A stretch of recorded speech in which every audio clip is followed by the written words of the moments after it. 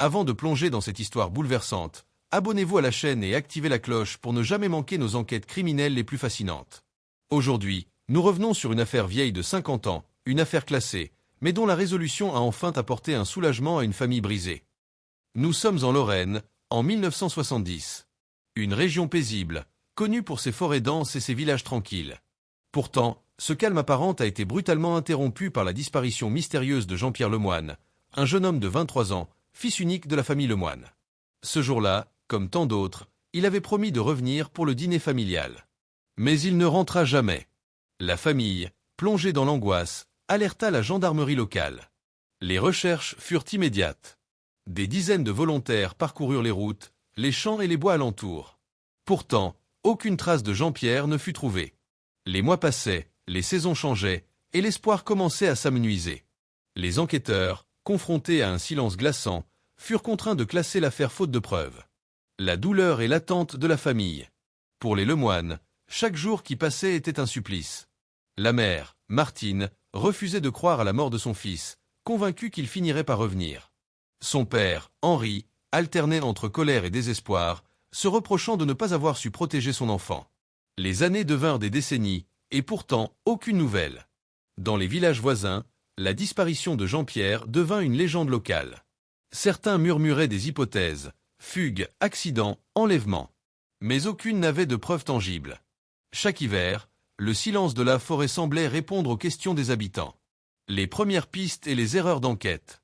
Les premières semaines avaient fourni quelques indices. Un vélo abandonné près d'un chemin forestier, des traces de pas effacées par la pluie, et un manteau retrouvé dans un fossé.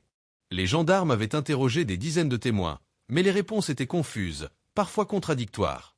Une hypothèse inquiétante émergea. Et si Jean-Pierre avait été victime d'un acte criminel? Les voisins rappelaient avoir vu un homme inconnu rôder autour du village quelques jours avant sa disparition. Mais faute de preuves matérielles, ces pistes furent rapidement abandonnées. Les gendarmes notèrent toutefois un détail troublant. Une vieille grange à la lisière de la forêt, appartenant à un certain Charles Dumont, un homme discret et solitaire. Les rumeurs locales étaient insistantes, mais encore une fois, rien ne permettait de confirmer une implication directe. La lenteur des progrès et la frustration. Les années passaient. La famille Lemoine vivait avec l'ombre de la disparition de Jean-Pierre. Les anniversaires, les fêtes, chaque moment joyeux était teinté de tristesse. Le village, lui, continuait sa vie, mais l'affaire restait dans toutes les mémoires. Pourtant, au fil des décennies, une petite lueur d'espoir subsistait. L'avancée des techniques scientifiques, notamment l'ADN et l'analyse des traces anciennes, laissait espérer qu'un jour, la vérité éclaterait. La découverte inattendue. C'est en 2020, 50 ans après la disparition, qu'une nouvelle enquête fut relancée. Les gendarmes, épaulés par des experts en criminologie, reprirent les dossiers, analysèrent les archives et examinèrent à nouveau le site autour de la grange de Charles Dumont. Une trace longtemps négligée, un fragment de vêtement retrouvé près de la forêt, fut soumis à une analyse ADN moderne. Les résultats furent stupéfiants. Le matériel génétique correspondait à celui de Jean-Pierre. Mais l'énigme restait entière. Que s'était-il passé? L'interrogatoire et la révélation. Sous la pression des nouvelles preuves, Charles Dumont fut convoqué. L'homme, autrefois impassible, commença à parler. Sa confession fut glaçante. Un accident survenu lors d'une dispute avait coûté la vie à Jean-Pierre. Dans un accès de panique, il avait dissimulé le corps et enterré les preuves. Chaque détail de sa confession fut retranscrit par les enquêteurs, qui notèrent la précision et la cohérence du récit. Pour la famille Lemoine, ce moment fut un mélange d'horreur et de soulagement. L'attente et l'incertitude prenaient enfin fin. Les retrouvailles symboliques et la conclusion. Le corps de Jean-Pierre fut exhumé et rendu à sa famille. Un dernier hommage fut rendu, permettant aux Lemoine de faire leur deuil après 50 ans de tourments. Le village tout entier assista à cette cérémonie, consciente que la vérité, même tardive, avait enfin triomphé. Cette affaire rappelle que, même après des décennies, la justice et la vérité peuvent se manifester. La patience, la persévérance des enquêteurs et les avancées scientifiques ont permis de lever le voile sur un mystère qui hantait la Lorraine depuis un demi-siècle. Conclusion et appel final à l'abonnement. Si cette histoire vous a captivé, abonnez-vous dès maintenant à la chaîne et activez la cloche pour découvrir d'autres affaires criminelles résolues, même après des décennies. Chaque histoire démontre que la vérité finit toujours par émerger, même lorsqu'elle semble perdue à jamais. Les semaines suivantes furent consacrées à l'analyse méticuleuse des lieux et des archives. Chaque objet ancien, chaque note oubliée dans les dossiers était examinée comme une pièce de puzzle indispensable. Les enquêteurs savaient qu'après 50 ans, la moindre trace pouvait devenir la clé de toute l'affaire. Des témoins âgés furent interrogés à nouveau. Certains, oubliant les années passées, se rappelaient des détails infimes. Un bruit étrange dans la forêt ce soir-là, une lumière inhabituelle près de la grange. Tous ces souvenirs, fragmentaires, prirent soudain un sens lorsqu'ils furent confrontés à la confession de Dumont. Le village entier se retrouvait plongé dans une émotion étrange, mêlant soulagement et horreur. Les habitants, qui avaient longtemps chuchoté sur l'affaire dans les cafés et devant les fenêtres, voyaient enfin le voile se lever sur le mystère qui planait depuis une génération. Pour Martine Lemoine, retrouver les restes de son fils fut une douleur indicible, mais également une libération. Elle pouvait enfin prononcer son prénom sans que son cœur soit pris par l'incertitude et l'angoisse. Chaque geste de l'exhumation, chaque cérémonie en mémoire de Jean-Pierre devint un rite de guérison pour la famille. Henri, son père, qui avait longtemps porté le poids de la culpabilité et de l'impuissance, pleurait silencieusement, conscient que la justice, même tardive, avait enfin été rendue. La vérité avait triomphé de l'oubli et du silence, rappelant à tous que le temps, aussi long soit-il, ne peut effacer la mémoire des êtres disparus. Les enquêteurs, eux, restèrent marqués par la complexité de l'affaire. Ils réalisèrent combien chaque détail, chaque hésitation ou oubli dans les premières investigations pouvait transformer une disparition en énigme de plusieurs décennies. Les progrès scientifiques avaient permis de relier les points et d'éclairer le mystère de manière irréfutable. La famille Lemoine entreprit alors de partager son histoire avec les générations suivantes, non pas pour raviver la douleur, mais pour montrer la résilience et la persévérance face à l'injustice. Chaque mot prononcé par Martine et Henri rappelait aux villageois que l'amour familial et la quête de vérité ne meurent jamais, même après 50 ans d'angoisse et d'attente. Au fil des mois, les habitants reprirent progressivement leur vie quotidienne, mais l'ombre de Jean-Pierre resta présente dans chaque coin du village. Les enfants qui jouaient dans les mêmes champs où il avait disparu entendirent les récits de ces dernières heures, et comprirent que la mémoire, même dans les villages les plus tranquilles, est un lien indestructible avec le passé. Les leçons de cette affaire sont nombreuses. Elles montrent comment le temps peut transformer les souvenirs en légendes, comment les silences peuvent peser sur des vies entières, et comment, malgré les décennies, la vérité finit toujours par émerger. La justice, bien qu'ayant pris son temps, avait offert aux Lemoine la seule chose qu'ils avaient toujours désirée, des réponses et la possibilité de faire enfin leur deuil. Même aujourd'hui, l'affaire de Lorraine reste un exemple de persévérance pour les enquêteurs et les familles confrontées à l'incompréhensible. Elle rappelle que chaque disparition, chaque mystère, mérite d'être poursuivi avec détermination et compassion, car derrière chaque dossier classé se cache une histoire humaine, douloureuse et précieuse. L'hiver suivant la découverte, la famille Lemoine s'installa dans une routine étrange. Chaque matin, Martine ouvrait la fenêtre et regardait la forêt, comme pour s'assurer que Jean-Pierre n'y était plus perdu. Elle portait sur elle les photographies anciennes, celles où il souriait, insouciant, à l'âge de 23 ans, et elle se répétait que ce sourire, même gravé dans le passé, serait désormais un souvenir apaisé plutôt qu'une question douloureuse. Henri passait ses journées à reconstruire les événements de cette nuit fatidique à partir de ce que Charles Dumont avait révélé. Les enquêteurs avaient noté chaque mot de sa confession. Il parlait d'un accident qui avait mal tourné, d'une panique qui l'avait conduit à enterrer le corps dans l'urgence, et d'une culpabilité qu'il avait portée silencieusement pendant 50 ans. Les détails, minutieux et glaçants, confirmaient ce que les preuves ADN avaient déjà établi. Pour les gendarmes, cette affaire devint un cas d'école. Ils étudièrent la lente dégradation des preuves, l'importance de la conservation des dossiers et la manière dont de nouvelles technologies pouvaient rattraper les enquêtes anciennes. Les traces laissées par un simple morceau de tissu, une parcelle d'ADN oubliée dans un fossé, avaient permis de résoudre ce mystère qui avait hanté une famille entière et une communauté.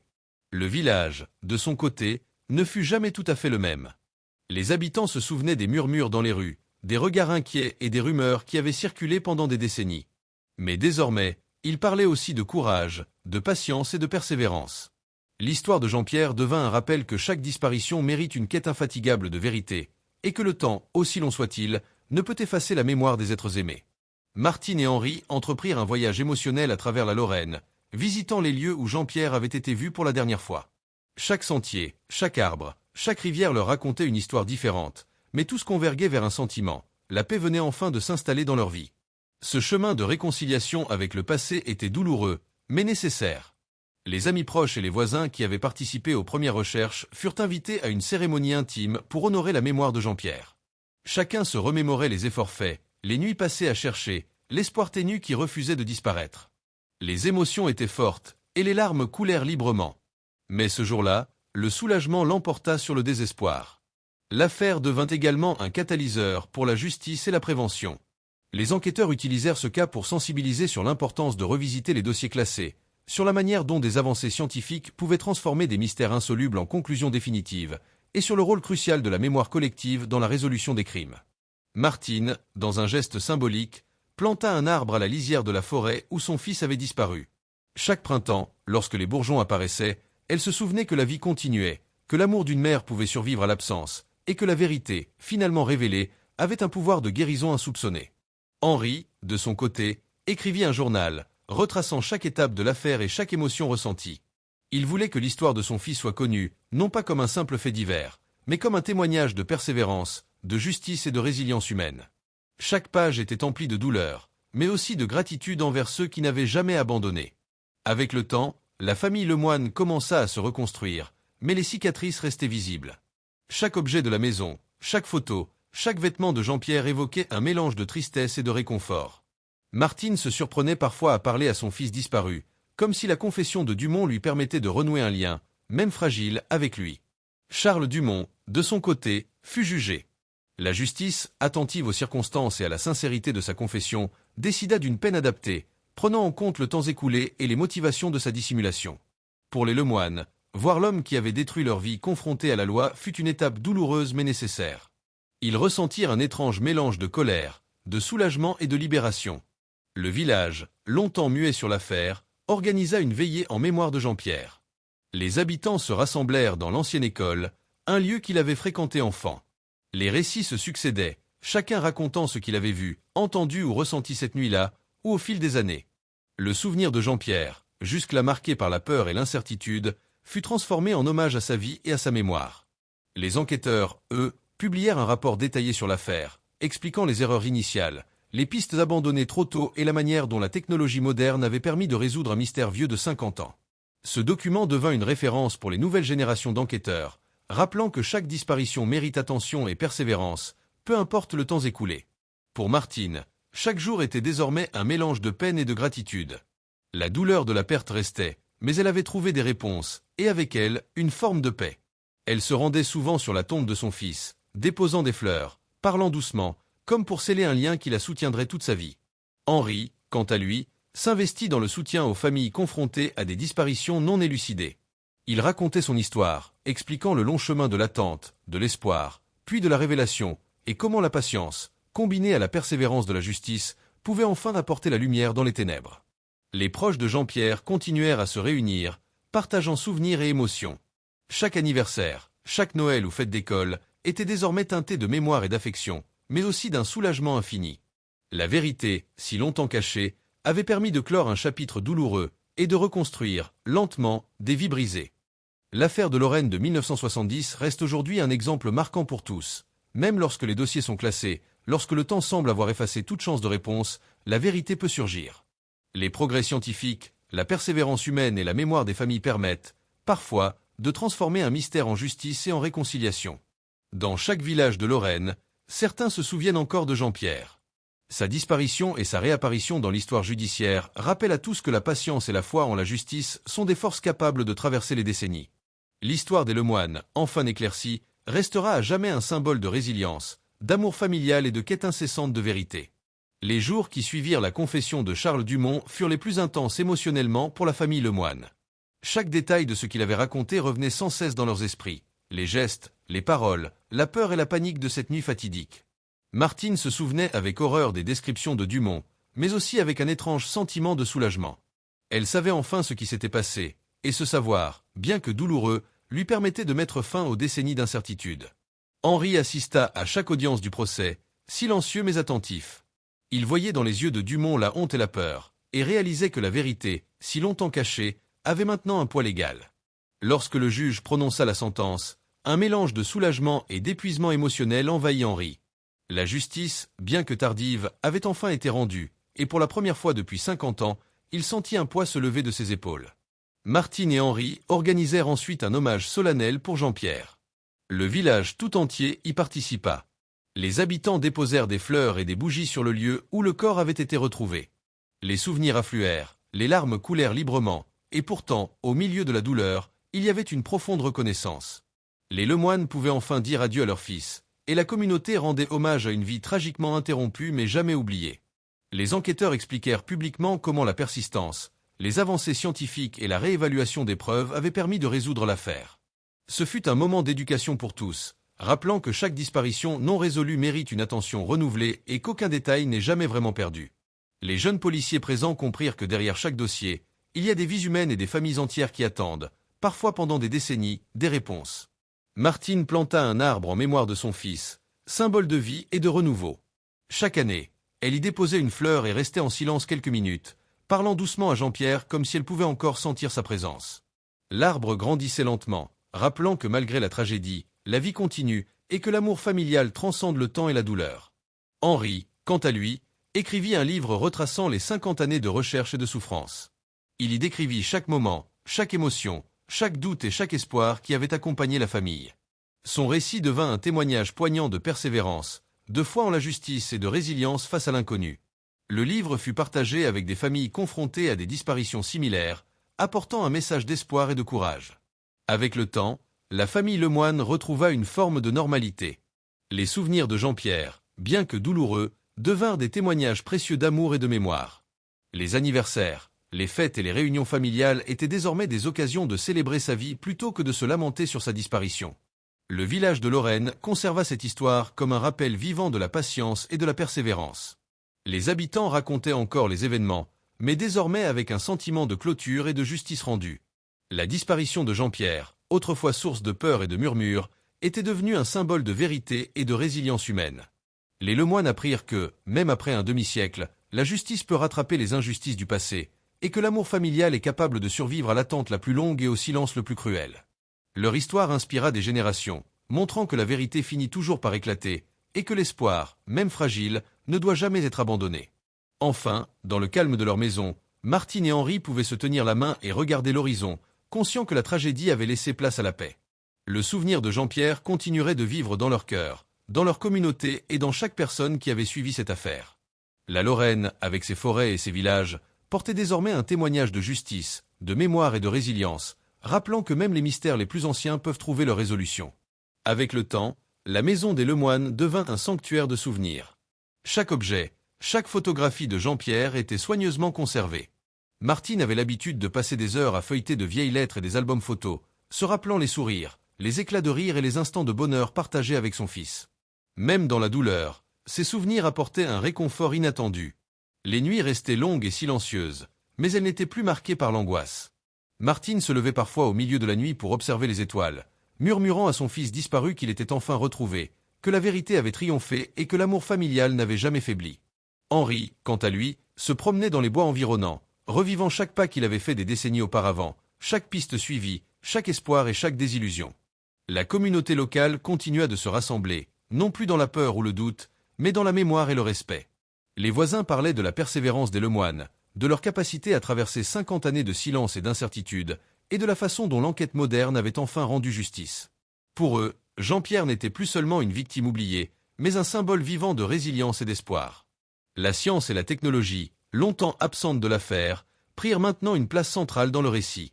Les experts expliquaient comment de minuscules fragments d'ADN, oubliés dans le passé, avaient permis d'éclairer la vérité. Chaque détail scientifique fut raconté comme un miracle de précision et de patience, montrant que même les affaires classées peuvent renaître grâce à la persévérance des hommes et des femmes qui refusent d'abandonner. Pour les Lemoine, chaque nouvelle avancée apportait à la fois douleur et soulagement. La compréhension des circonstances exactes de la mort de Jean-Pierre leur permit de transformer leur colère en un sentiment de libération. Ils savaient que, malgré la tragédie, la lumière de la vérité avait enfin percé l'obscurité. Les cérémonies commémoratives se multiplièrent. Chaque année, la famille, accompagnée d'amis et de voisins, visitait la forêt, déposait des fleurs et récitait des souvenirs de Jean-Pierre. Ces rituels devinrent des moments de guérison collective, unissant la communauté autour de la mémoire d'un jeune homme disparu mais enfin reconnu. Avec le temps, la vie reprit son cours, mais elle était désormais teintée d'une conscience profonde. Le passé ne peut être oublié, mais il peut être transformé en une force qui inspire et unit. Les Lemoine avaient trouvé un équilibre entre douleur et acceptation, entre souvenirs tragiques et espoir renouvelé. Le village, témoin silencieux de la disparition, devint un lieu de réflexion et de respect. Les générations suivantes écoutaient attentivement les récits de Jean-Pierre, comprenant que derrière chaque mystère résolu, il y avait des vies brisées et une vérité patiemment reconstruite. Martine et Henri, enfin, purent se tenir ensemble, regarder le ciel et sentir que, malgré tout, l'amour et la justice avaient triomphé. Le nom de Jean-Pierre resterait gravé dans leur mémoire, dans leur cœur et dans l'histoire du village. L'affaire de Lorraine de 1970 était terminée, mais son héritage continuerait à inspirer, rappeler et guider ceux qui, un jour, feraient face à des disparitions semblables. Les derniers jours de l'enquête et du deuil furent les plus intenses. Martine passait des heures dans le jardin, parlant doucement à son fils disparu, racontant tout ce qu'elle avait vécu depuis sa disparition. Chaque mot semblait traverser le temps, chaque souffle portait un mélange de douleur et de soulagement. Pour elle, Jean-Pierre n'était plus seulement une absence, mais une présence silencieuse et apaisante dans sa vie. Henri, assis près de la cheminée, relisait les dossiers de l'affaire. Chaque note, chaque rapport, chaque témoignage prenait un nouveau sens à la lumière de la confession de Dumont. Il se remémorait les années de lutte, de colère, d'attente et de doute, et comprenait que cette longue attente avait forgé leur force, leur résilience et leur capacité à pardonner, ou du moins à accepter la réalité. La communauté continua de rendre hommage à Jean-Pierre. Des cérémonies furent organisées dans le village et dans la forêt où il avait disparu. Les anciens voisins racontaient les faits avec précision et émotion, et les plus jeunes écoutaient, fascinés par cette histoire qui semblait irréelle mais profondément humaine. Chacun comprit que la disparition d'un individu pouvait marquer toute une communauté, et que la vérité, même après un demi-siècle, pouvait enfin rétablir l'équilibre. Charles Dumont, confronté à la justice, montrait des signes de fatigue et de repentance. La peine qui lui fut infligée fut lourde, mais proportionnée, tenant compte de la longue attente et de la douleur infligée à une famille entière. Pour les Lemoine, voir l'homme responsable enfin confronté à ses actes apporta une forme de soulagement. La justice, quoique tardive, avait retrouvé sa place et leur avait offert ce qu'ils attendaient depuis 50 ans, des réponses claires et irréfutables. Avec le temps, la famille apprit à intégrer ce passé dans sa vie présente. Chaque anniversaire de Jean-Pierre, chaque Noël, chaque fête devint une occasion de célébrer sa mémoire, de partager des histoires et de maintenir son souvenir vivant dans le cœur de tous ceux qui l'avaient connu et aimé. Les émotions, bien que toujours présentes, s'étaient transformées. La douleur initiale laissait place à la reconnaissance et à la mémoire partagée. Martine planta un deuxième arbre dans le jardin, symbole de renaissance et de continuité. Chaque printemps, les bourgeons qui apparaissaient lui rappelaient que la vie continue, que l'amour survit à toutes les épreuves, et que la justice, même lorsqu'elle se fait attendre, finit par éclairer les ténèbres. Henri, à ses côtés, comprit que la paix retrouvée était aussi le fruit de la persévérance des enquêteurs et de la force silencieuse de sa famille. Dans les années qui suivirent, les Lemoine prirent le temps de raconter leur histoire aux générations suivantes, non pas pour raviver la douleur, mais pour transmettre un message puissant. La vérité, la justice et l'amour sont plus forts que le temps et le silence. Chaque mot prononcé, chaque souvenir partagé, était une façon de transformer la tragédie en force et le désespoir en espoir. Enfin, un soir d'été, alors que le soleil se couchait derrière les collines de Lorraine, Martine et Henri s'assirent côte à côte, tenant les mains l'un de l'autre. Le vent soufflait doucement à travers les arbres, et pour la première fois depuis 50 ans, ils se sentirent libres de l'angoisse et de l'attente. Le nom de Jean-Pierre résonnait maintenant comme un hommage à la vie, à l'amour et à la vérité retrouvée. L'histoire de l'affaire classée de Lorraine de 1970 restera à jamais gravée dans la mémoire collective. Elle rappelle à tous que même après des décennies d'incertitude, même après des silences insoutenables, la justice et la vérité peuvent triompher. Elle enseigne que l'amour familial et la persévérance sont des forces capables de traverser le temps et l'adversité, et que la mémoire des êtres disparus peut devenir une lumière guidant les vivants vers la paix et la réconciliation. Avec le temps, la maison des Lemoine devint un sanctuaire de souvenirs.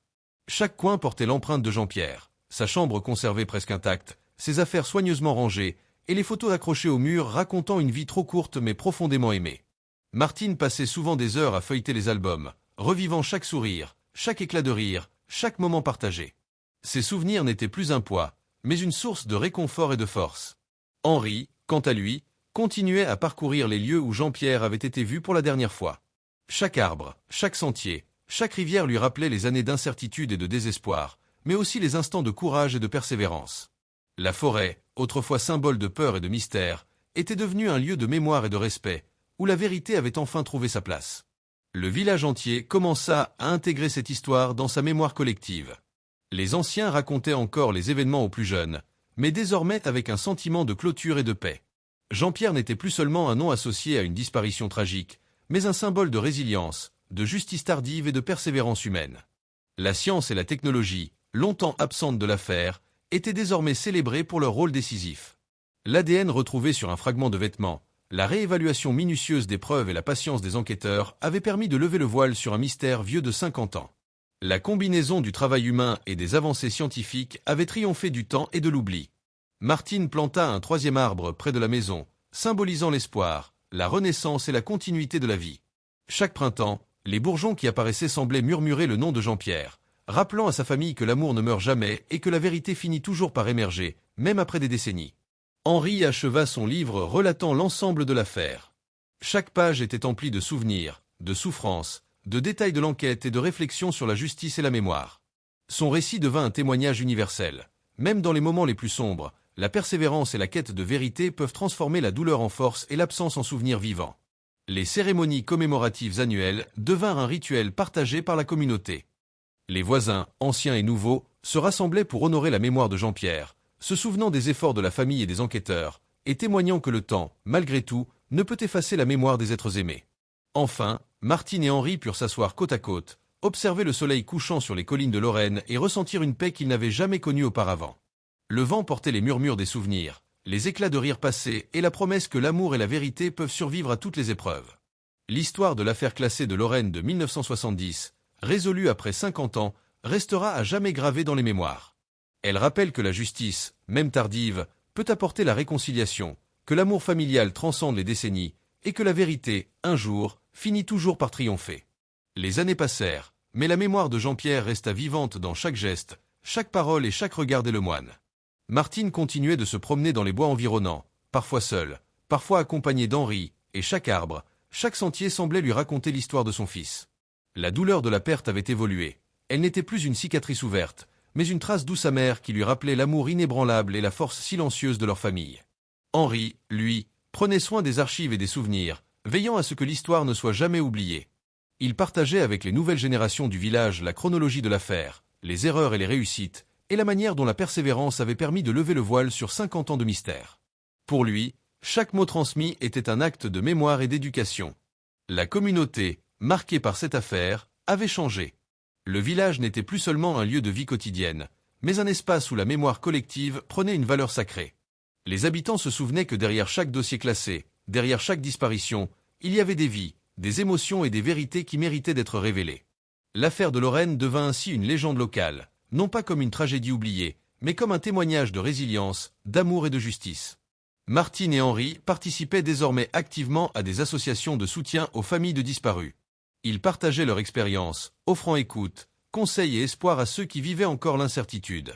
Leur histoire démontrait que même dans l'ombre la plus profonde, il est possible de trouver la lumière, que chaque disparition mérite d'être recherchée et que la patience est parfois le chemin le plus long vers la vérité. Chaque année, lors de l'anniversaire de la disparition de Jean-Pierre, une cérémonie était organisée. Les fleurs déposées sur sa tombe, les bougies allumées, les mots prononcés en son honneur, tout cela transformait la douleur en hommage et la mémoire en force collective. Les jeunes générations apprenaient ainsi à ne jamais oublier et à respecter la persévérance de ceux qui cherchent la vérité. Pour Martine et Henri, la vie continuait, mais avec un équilibre fragile et précieux. L'amour qu'ils avaient pour leur fils disparu avait trouvé un nouveau souffle à travers la vérité révélée. Leur maison, leur jardin et la forêt environnante étaient désormais des lieux de souvenirs, de paix et de célébration de la vie, où chaque élément semblait murmurer le nom de Jean-Pierre avec tendresse et reconnaissance. L'affaire classée de Lorraine de 1970, résolue après 50 années, devint un symbole intemporel. Elle montra que la justice peut être lente mais inflexible, que l'amour familial transcende les années et que la vérité finit toujours par éclater, même dans l'ombre la plus dense. Elle enseigna aux enquêteurs, aux familles et aux communautés que le temps n'efface pas les souvenirs, mais qu'il peut révéler la lumière là où il n'y avait que ténèbres. Et alors que le soleil se couchait sur la Lorraine, Martine et Henri s'assirent côte à côte, contemplant les collines et les forêts, sentant la présence de leur fils dans chaque souffle de vent, dans chaque rayon de lumière. Le calme et la paix avaient enfin trouvé leur place.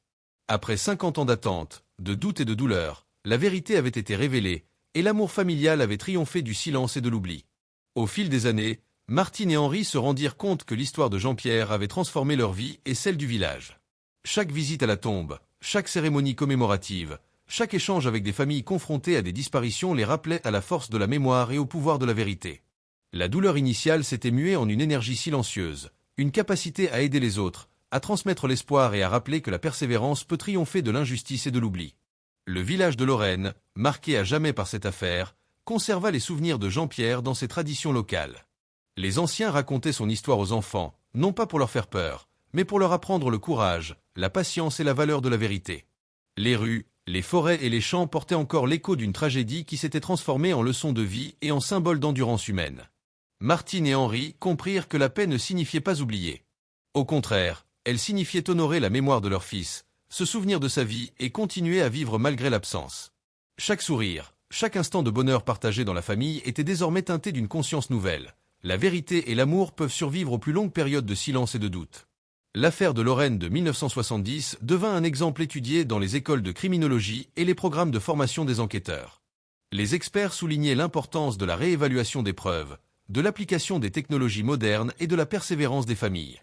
Chaque rapport, chaque étude, rappelait que derrière un dossier classé se trouve toujours une histoire humaine, un être aimé et des vies bouleversées. Martine planta un dernier arbre, symbole de renouveau et d'espoir éternel. À chaque saison, lorsque les fleurs éclosent et que les feuilles dansent au vent, elle se souvient que la justice et l'amour, même après des décennies, peuvent rétablir l'équilibre et apaiser les cœurs. Henri, à ses côtés, sourit en silence, conscient que la paix retrouvée est un héritage précieux à transmettre aux générations futures. Dans le calme de la maison, au crépuscule, les deux parents contemplaient la forêt et les collines lointaines. Le vent semblait murmurer le nom de Jean-Pierre et leur rappeler que, même si la vie est fragile et les épreuves longues, la persévérance et la foi en la vérité portent toujours des fruits. Leur histoire devint un symbole intemporel. Même les mystères les plus anciens, les secrets les plus enfouis, peuvent être révélés, et l'amour familial peut transcender le temps et la douleur. Alors que le soleil se couchait sur la Lorraine, un sentiment profond de clôture et de sérénité enveloppa Martine et Henri. Après 50 ans de silence, d'attente et de questionnement, la vérité avait triomphé. Le souvenir de Jean-Pierre, bien qu'empreint de tristesse, devint une lumière guidant leur vie, un rappel constant que la justice, l'amour et la persévérance finissent toujours par l'emporter.